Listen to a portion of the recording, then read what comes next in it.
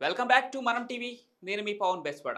ఉత్తరప్రదేశ్లోని నోయిడాలో మైనర్పై అత్యాచారం చేసినటువంటి కేసులో దోషిగా తేలిన 80 ఏళ్ల వృద్ధ పెయింటర్కు కోర్టు 20 సంవత్సరాల జైలు శిక్షతో పాటు 50,000 రూపాయల జరిమానాను విధించింది.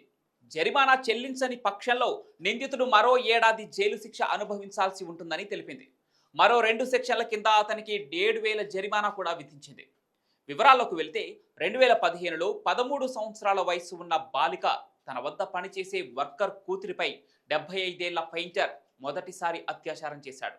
అప్పటి నుంచి 2022 వరకు పలుమార్లు ఆయుధంతో బెదిరిస్తూ అత్యాచారం చేస్తూ వస్తున్నాడు. చివరికి 2022లో బాధితురాలి అక్క సహాయంతో పోలీసులకు కంప్లైంట్ ఇచ్చింది. పోలీసులు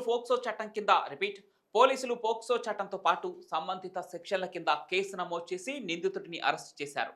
2025 మే 22 కోర్టు ఆ 80 ఏళ్ల పెయింటర్కు 20 ఏళ్ల జైలు శిక్ష విధించింది.